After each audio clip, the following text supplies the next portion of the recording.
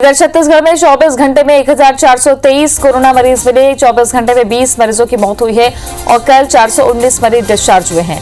दुर्ग से सबसे ज्यादा 509 नए पॉजिटिव केस मिले हैं। छत्तीसगढ़ में एक्टिव मरीजों की संख्या 20,181 हो गई है और अब तक 3,41,516 संक्रमण के मामले सामने आए हैं।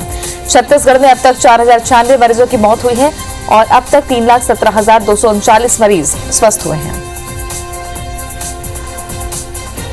स्टार जैन हमारे सहयोगी जुड़ गए हैं ज्यादा जानकारी के साथ में। स्टार, आंकड़े लगातार बढ़ रहे हैं लेकिन केसेस अब थोड़े कम हुए हैं पिछले 2-3 दिनों के मुकाबले में।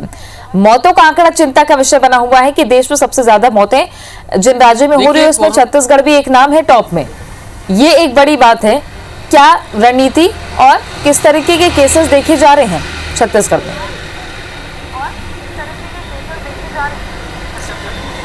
देखिए, जहाँ तक कोरोना की बात करें तो छत्तीसगढ़ में लगातार मामले काफ़ी बढ़ रहे थे। इसी बीच सरकार ने चिंता व्यक्त की और एक हाई लेवल की मीटिंग मुख्यमंत्री भूपेश बघेल ने बुलाई थी होली के पहले, और बाकायदा उसमें कैबिनेट स्तर के मंत्री शामिल हुए थे इस बैठक में। इवन यहाँ तक कि रायपुर दुर्ग जो सबसे बड़े हॉटस्पॉट बने हुए वहाँ के कलेक्टर और एसपी भी इस बैठक में शामिल हुए थे। और उसके बाद निर्णय लिया गया था कि 9 बजे के बाद मार्केट पूरी तरीके से बंद हो जाएंगे, मतलब एक प्रकार से नाइट कर्फ्यू की जैसी स्थिति रहेगी। यहाँ तक कि ठेले खुमचे भी 9 बजे के बाद उनको अनुमति नहीं रहेगी।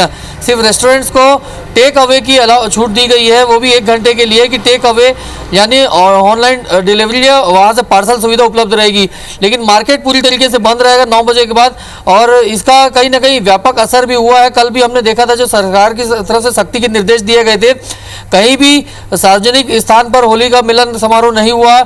यहाँ तक कि टोली में जो होलियारी निकलते थे वो भी नहीं निकली, टोलियाँ भी नहीं निकली, और ज़्यादातर लोग अपने घरों में ही रहकर होली उन्होंने मनाई। और उसका असर ये हुआ था कि संक्रमण का जो ग्राफ तेजी से बढ़ रहा था उसमें हल्का सी नियंत्रण कल हुआ है। कल जो शाम के आंकड़े आए हैं लगभग 1,000 के करीब आंकड़े हैं, जबकि उसके पहले एक शहर से ही 1,000 के आंकड़े पहुंच रहे थे। तो ये एक राहत वाली बात है। हालांकि जो मौत के आंकड़े लगातार बढ़ रहे, कल भी हमने देखा कि जो जिस तरीके से मौत के फिगर आए हैं वो चिंताजनक बनी हुई है, और इसके पीछे कहीं ना कहीं एक सरकार की जो अपील है उसका असर नहीं दिख रहा है। लोगों को अभी भी कोरोना की जांच कराने में देरी हो रही है, इलाज शुरू होने में देरी हो रहा है, जिस वजह से मौत के केसेस बढ़ रहे हैं। जबकि सरकार अपने स्तर पर लगातार अपील कर रही है और लोगों को जागरूक भी कर रही है कि यदि आपको हल्का से भी सिम्टम आता है तो उसकी तत्काल आप जांच कराएं, क्योंकि यदि कोरोना पॉजिटिव पाए जाते तो उसका इलाज समय पर शुरू किया जा सके।